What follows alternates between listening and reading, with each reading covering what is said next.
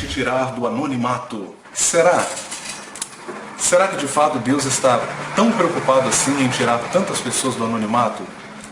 Por vezes, em nossos cultos, nas nossas igrejas, nós ouvimos com frequência essa máxima, essa frase, que já se tornou, na verdade, uma espécie de chavão ou um clichê evangélico, por assim dizer. Deus vai te tirar do anonimato. E geralmente quando essa frase é proferida, ou quando essa promessa é feita por muitos pregadores, ela vem justamente num contexto trazendo a ideia de que não ser famoso traz a conotação de algo pejorativo, de algo ruim.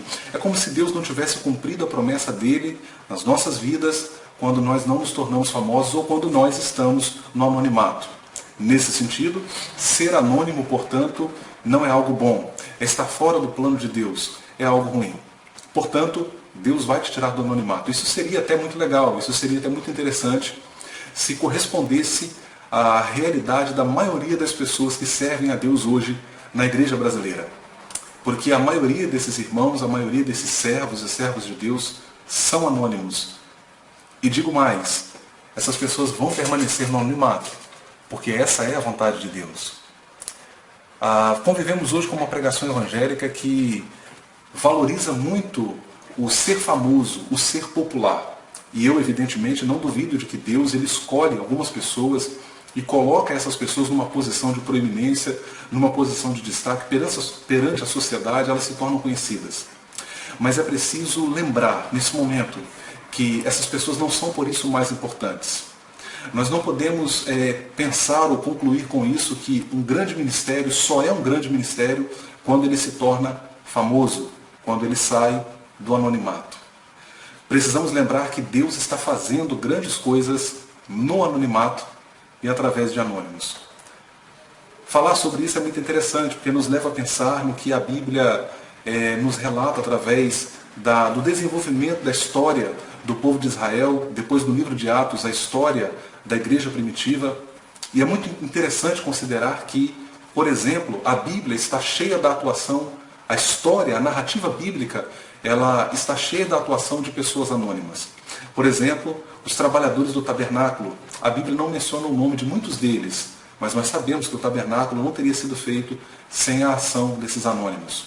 Vindo para o Novo Testamento, podemos mencionar o exemplo dos cooperadores de Paulo. É óbvio que Paulo não mencionou o nome de todos esses cooperadores.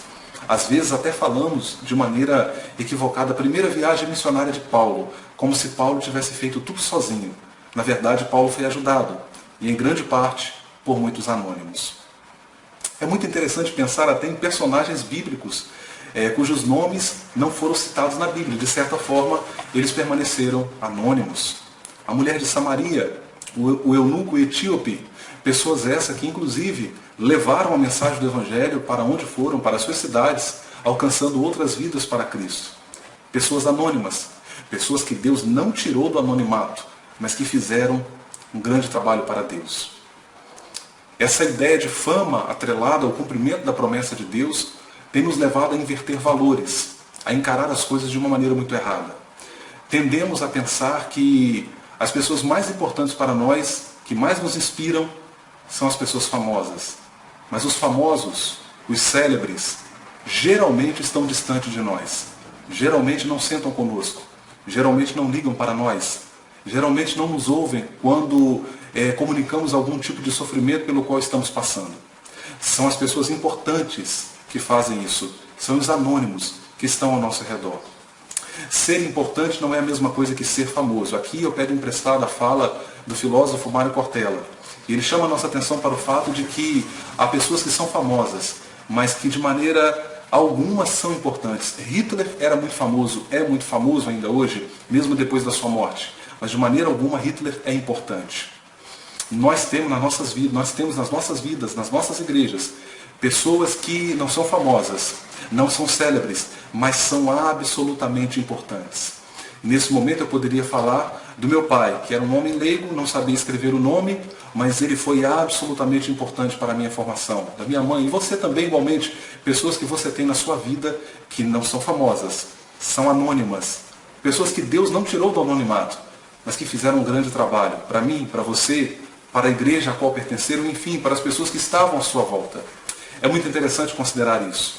Fechando aqui a minha fala, quando comento sobre isso, sobre o fato de que Deus não vai tirar muitos cristãos do anonimato, eu penso logo naqueles missionários que estão no contexto da janela 10x40.